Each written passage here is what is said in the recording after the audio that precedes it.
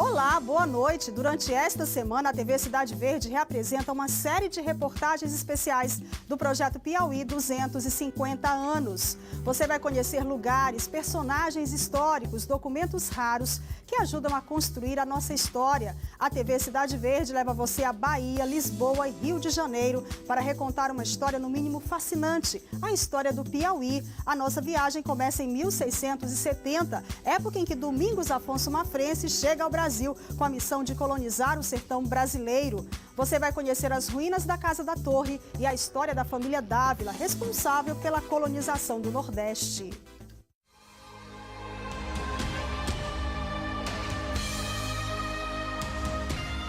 Salvador, terra de Todos os Santos, primeira capital do Brasil, cidade fundada em 1549, berço da história brasileira.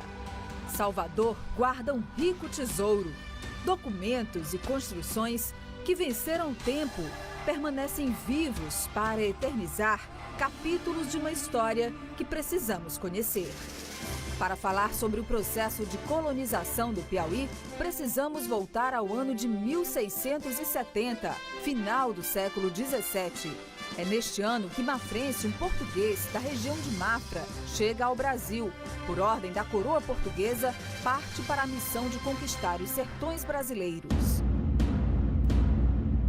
Estamos no município de Mata de São João, na Bahia, a 80 quilômetros de Salvador. Aqui estão as ruínas da Casa da Torre. Um castelo que abrigou a mais importante e rica família responsável direta pela colonização do Nordeste, a família Dávila. No local, uma capela construída para Nossa Senhora da Conceição, já totalmente recuperada. A Casa da Torre de Garcia Dávila demorou 73 anos para ser concluída. Sua obra foi iniciada em 1551 e terminada em 1624. É considerada a primeira grande edificação do governo português no Brasil. É também o maior castelo feudal das Américas. As conquistas de Garcia Dávila transformaram a Casa da Torre no maior latifúndio do mundo. Foram conquistados 800 mil quilômetros quadrados entre os estados da Bahia e do Maranhão. O primeiro Garcia Dávila chegou ao Brasil junto com o primeiro governador-geral, Tomé de Souza, em 1540. Ficou rico através da pecuária e da conquista de terras. Este castelo, a Casa da Torre, é o símbolo do mais importante poder de desbravamento do sertão do Nordeste. A família Garcia Dávila se tornou tão rica e poderosa que a Casa da Torre conseguiu atingir o status de Estado. Foram 3 séculos de dominação sobre as terras conquistadas. Construída a cerca de 50 metros acima do nível do mar, com visão privilegiada para a costa, a Casa da Torre funcionava também como uma espécie de fortaleza para avisar sobre a chegada dos navios estrangeiros. E com isso protegia não só o litoral baiano, mas também as regiões onde hoje estão os estados de Sergipe e Pernambuco. Ao lado de outros fortes, como o de São Marcelo, o de Santa Maria, São Diogo e do Farol da Barra, construídos no litoral da Bahia, o forte da Casa da Torre formava uma espécie de linha de fogo, num importante papel na defesa do litoral contra holandeses e franceses. O que restou da torre, que deu nome ao castelo e que sinalizava com fumaça, avisando das invasões, ainda pode ser visto nas ruínas. Construção ousada localizada no alto da colina da localidade Tatuapara. Paredes rebocadas com cal de marisco, que ainda podem ser vistos nas ruínas. Os Dávila contaram então, a partir de 1670, com um dos seus principais sócios, Domingos Afonso Sertão ou Domingos Afonso Mafrense. Mafrense vem de Portugal, da região de Mafra. Quando ele chega aqui, Garcia Dávila já estava estabelecido. Então, se o intuito dele era desbravar, era conquistar, era enriquecer, ele deveria entrar em contato com a Casa da Torre. E assim foi feito. O principal argumento da Casa da Torre, de Mafrense e da coroa portuguesa para a colonização dos sertões era a expansão da pecuária. Por ordem régia, as fazendas de gado, elas deveriam estar distante do litoral 10 léguas. Isso deu margem à penetração do gado pelo interior. Os rios do Nordeste foram determinantes no processo de conquista das terras. Daqui da Casa da Torre, na Bahia, partiram as expedições de conquista do que seria o Piauí. O ano era 1674. Mafrense, que morava na fazenda Sobrado, na margem esquerda do rio São Francisco, comandou as tropas com o apoio da família Dávila. Percorreram boa parte do São Francisco, atravessando a Serra da Tabatinga e chegando ao estado pelas cabeceiras do rio Piauí. Depois de deixar a Bahia e percorrer centenas de quilômetros pelo sertão, enfrentando os índios Gurgueia, Domingos Afonso Mafrense e os seus companheiros, João Pereira Gago, Julião Afonso e Francisco Dias Dávila II, chegaram ao território do Piauí. Vieram pelos vales dos rios Piauí e Canindé e estabeleceram aqui em Oeiras as primeiras fazendas de gado, com animais trazidos pelas margens do rio São Francisco. A visão que encontraram aqui foi justamente uma parecida com essa, mato seco, a aridez típica do sertão. Aqui Mafrense fundou a primeira fazenda de gado, Poções de Baixo. Começava ali a história do que seria o Piauí. Era o início do processo de colonização, a tomada do reino dos Gurgueias pelos estrangeiros em nome dos senhores da Casa da Torre e suas fazendas de gado. A principal fazenda de Mafrense foi a Cabrobó, fundada aqui no brejo do Riacho da Mocha, em Oeiras. A sede da fazenda ficava a pouco menos de 1 quilômetro no Alto do Rosário, ao lado da capela. A Cabrobó foi quem deu origem à freguesia de Nossa Senhora da Vitória, depois Vila da Mocha e Oeiras. Cerca de 10 anos depois, em 1684, o patrimônio já era bem maior. Mafrense se tornaria dono de 39 fazendas de gado na região e de mais 50 posses menores. Verdadeiro desbravador do sertão piauiense, Domingos Afonso Mafrense também foi o primeiro a requerer sesmarias, que eram doações de terras feitas pelo governo português. As sesmarias foram concedidas a Mafrense em 1676, através do governador de Pernambuco, o estado que, à época, detinha o poder administrativo sobre essas terras. A história da fundação de Oeiras começa com a instalação de antigas fazendas de gado, com a política de doação de terras comum no período colonial, a doação de sesmarias. O ano era 1696, quando chegou por essas terras o padre Miguel de Carvalho, o primeiro a descrever o sertão do Piauí. O movimento consolidar o surgimento da cidade. O padre Miguel de Carvalho foi um enviado do frei Francisco de Lima, o bispo de Pernambuco, ao sertão do Piauí, uma espécie de vanguardeiro, de entradista vanguardeiro, para conhecer, mapear e fundar capelas neste território, que era o fundo da capitania de Pernambuco naquele final do século XVII. Em torno da igreja de Nossa Senhora da Vitória foi surgindo o que seria a nossa primeira capital. Em 1712, Portugal houve por bem de criar a Vila da Mocha, pois ao derredor dessa capela começou a surgir e crescer a cidade. Mas a instalação da vila apenas se deu no dia 26 de dezembro de 1717, data esta comemorada como o nascimento do município de Oeiras.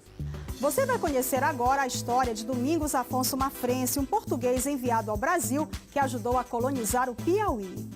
Em Salvador, Mafrense, já rico, se torna também poderoso. Começou a ocupar cargos importantes, como o de vereador e de procurador da Câmara Municipal de Salvador. Os documentos que encontramos no Arquivo Municipal da cidade são de 1697.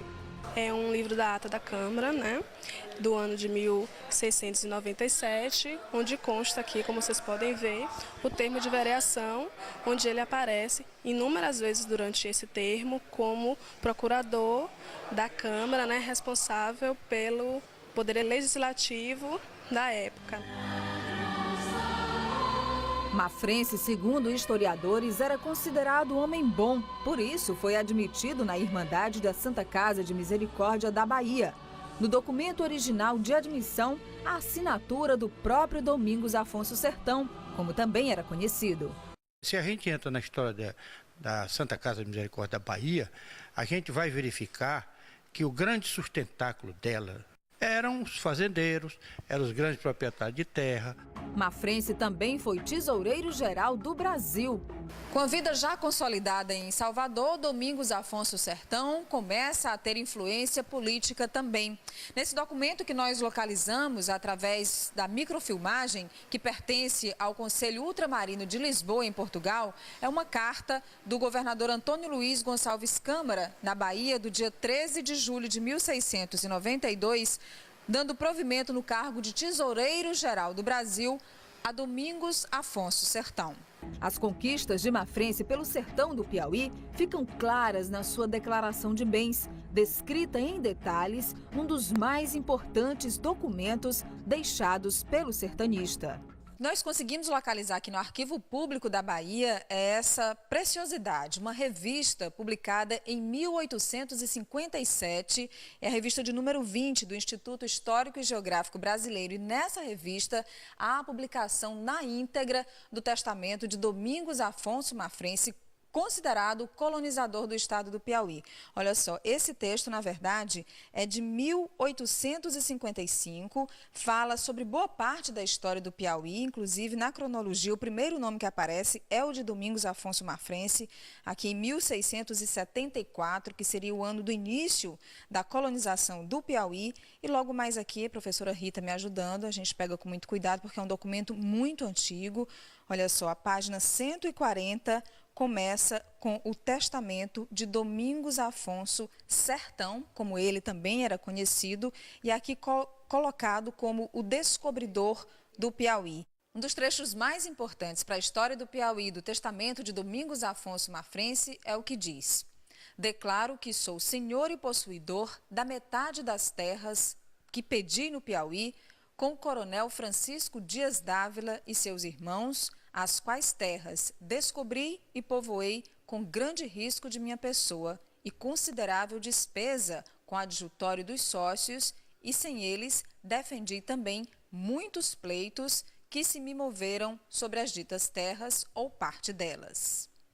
Mafrense não cita a família Dávila em seu testamento. Era o sinal de que a sociedade com a Casa da Torre não foi bem sucedida até o final.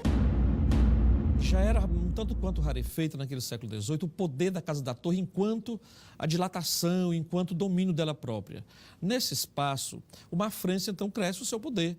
Ele de algum modo consolida a sua rede de fazendas, né? Uma vez que ele não era propriamente da Casa da Torre, ele era um homem cujos interesses estavam associados. Depois de uma longa parceria na conquista pelo sertão do Piauí, Garcia Dávila e Mafrense começam a se distanciar. No começo do século XVIII, Mafrense faz as primeiras doações aos padres jesuítas de Salvador e em seu testamento, escrito em 1711, deixa boa parte dos seus bens para os jesuítas. Faz a doação de um terreno e de 64 mil cruzados para a construção deste prédio, onde por anos funcionou o primeiro noviciado da Companhia de Jesus no Brasil.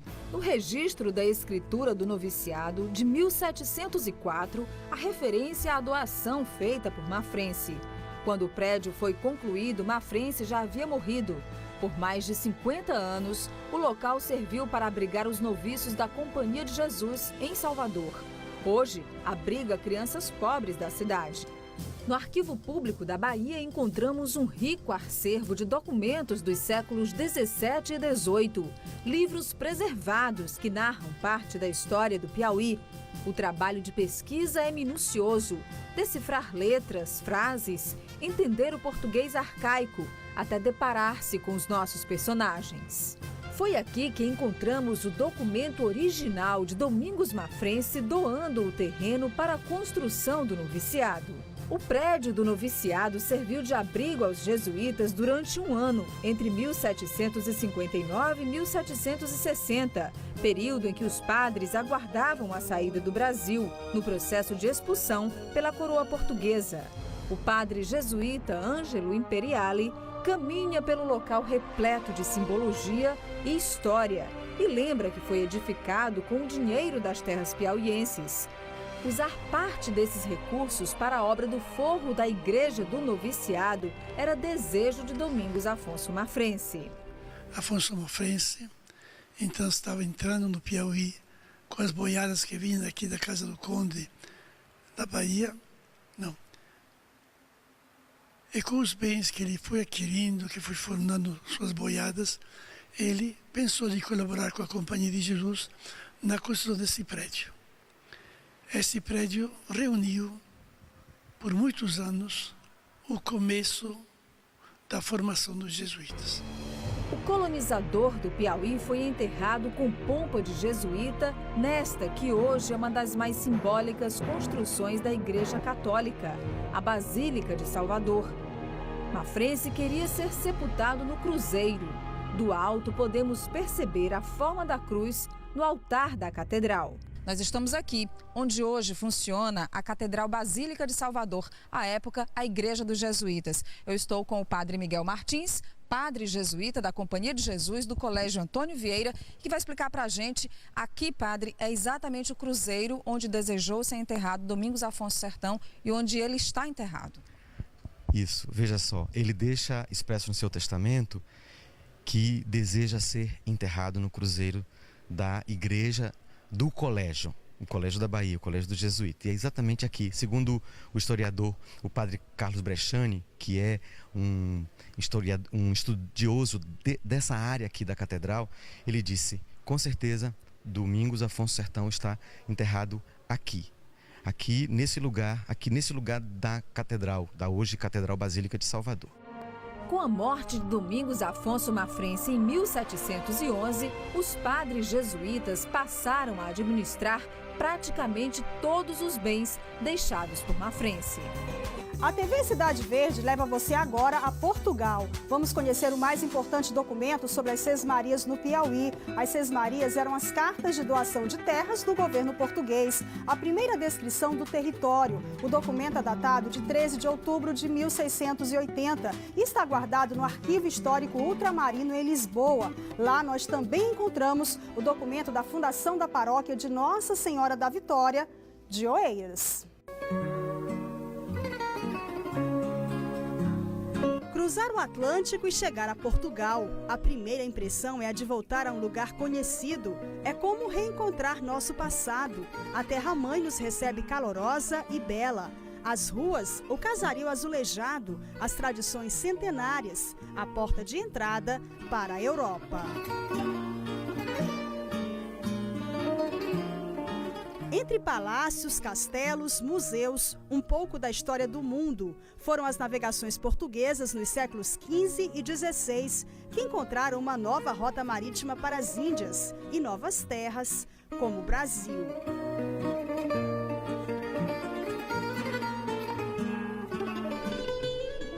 É na capital, Lisboa, que nossa equipe tentou localizar os documentos mais antigos relacionados à história do Piauí. Um minucioso trabalho de pesquisa que começou no Arquivo Histórico Ultramarino. Conseguimos autorização especial para entrar na sala reservada aos documentos brasileiros. Acompanhados pelo historiador José Sintra, fomos ao encontro do nosso próprio passado. Estávamos em busca do documento que deu origem ao projeto Piauí 250 anos, o decreto de nomeação do primeiro governador do Piauí. Foram horas de pesquisa e de análise. Para nossa surpresa, encontramos o documento mais antigo relacionado à colonização da província, o Mapa das Sesmarias, de 1684. Nossa equipe conseguiu localizar aqui no Arquivo Histórico Ultramarino o documento que representa a primeira descrição do território que mais tarde se transformaria no Piauí. É o mapa e a descrição das 5 Sesmarias que a Casa da Torre e seus sócios pretendiam no sertão do Piauí. O documento que marca o início da nossa história foi feito em 13 de outubro de 1680. Sem dúvida, um momento histórico para o Piauí.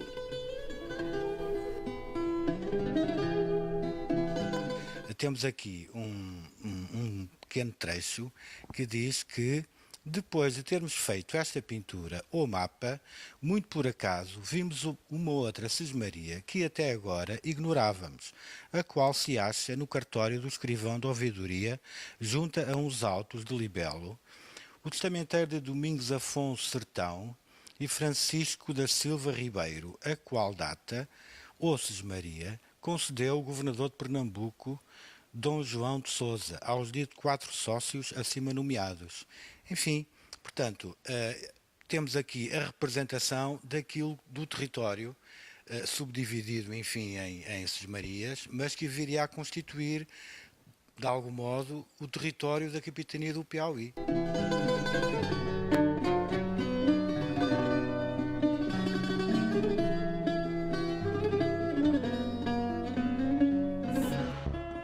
Nosso trabalho de pesquisa no Arquivo Histórico Ultramarino, em Lisboa, continua. Em busca de documentos sobre a fundação de Oeiras, encontramos mapas antigos, gravuras, requerimentos. Uma época de intensa correspondência entre o Piauí e Portugal. No meio de tantos documentos, uma referência à primeira capital do Piauí. Em Lisboa, nós encontramos a consulta do Conselho Ultramarino ao rei de Portugal, Dom Pedro II, sobre a carta do bispo de Pernambuco, Frei Francisco de Lima, para a fundação da paróquia de Nossa Senhora da Vitória, do Piauí. O documento é datado de 20 de novembro de 1697. O documento é extenso e começa falando dos rios que banham o território, como o Canindé. São descritas as fazendas, os hábitos de vida das famílias, os termos de obrigação dos moradores. Sobre a paróquia de Nossa Senhora da Vitória, também existe o termo de bênção da capela, uma descrição detalhada sobre a rotina da freguesia, aos termos de eleição dos representantes da comunidade para a pastoral, com regras que deveriam ser seguidas pelos fiéis. Viva Piauí, o valor da nossa história.